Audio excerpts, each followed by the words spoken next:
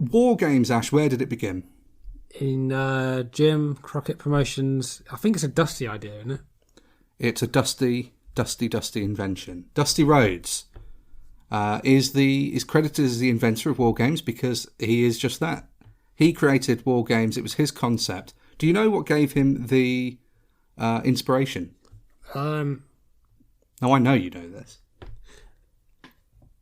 It's because I was going to say Mad Max, but I don't think that's right. It is. Is it Mad Max? Mad Max Beyond Thunderdome. But they would have, I'm sure they had a Thunderdome match anyway. So it's the way Dusty tells the story.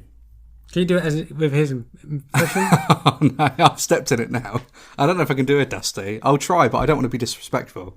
I'll give it my best. All right, go on. So I said to Jim Crockett, I said. No, I think... I said, we can't.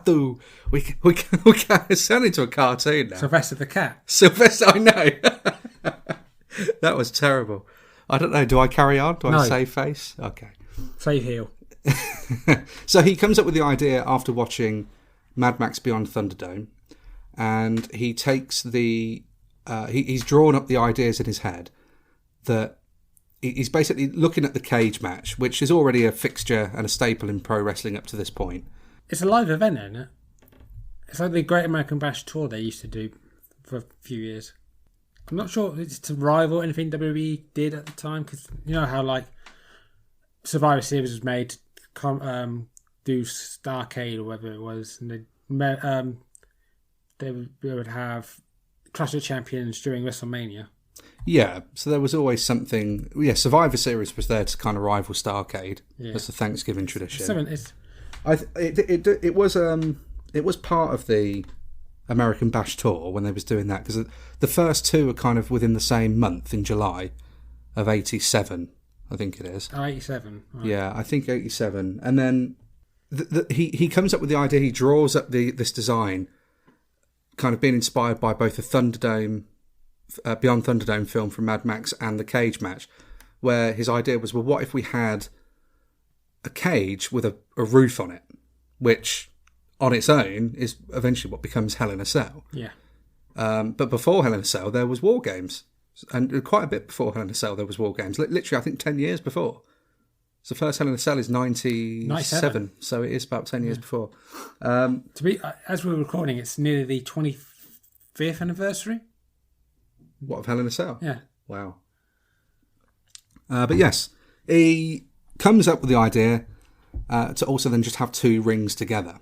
And one of the big things about it that he was really keen on was having the cage lowered.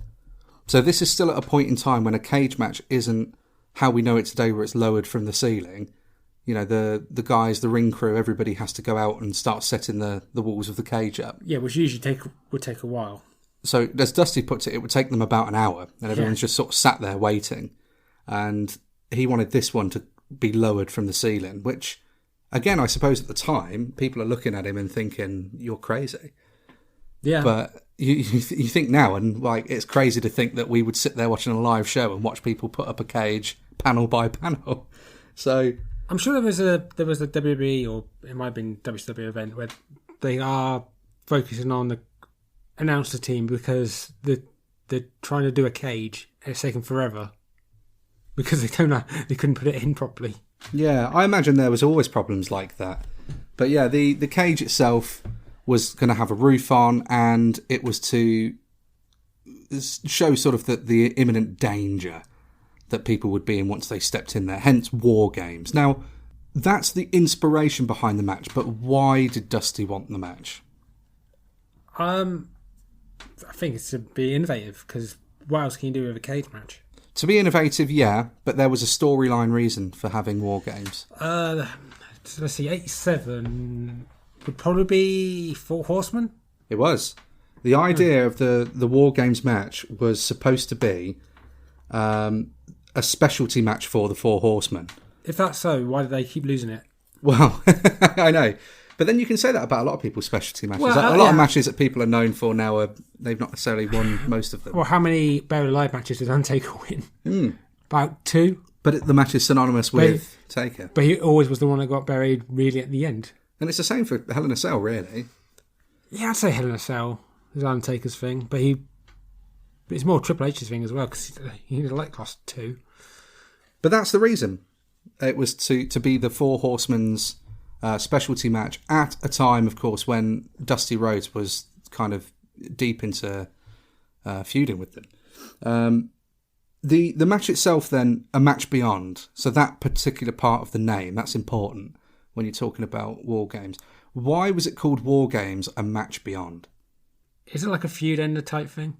Not, well, I mean, it is, yeah, but that's not the reason why they called it a match beyond. I can't really think. It's because of the rules of the match. So because of the match, obviously, the stipulation is that you'd have 2 people start from each team. It's like 5, I think there's been some variations, but for 5 minutes. Yeah.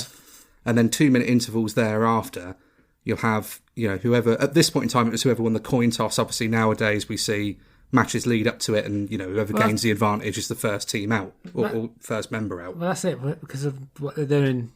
Because NXT has always been the ladder match. I think coin toss is better, really. Coin toss is interesting, and that's how it's done here. But, the idea was obviously, and then 2 minutes, each person comes out, but because the match doesn't officially begin until everybody is in the rings, yeah, that's the match beyond.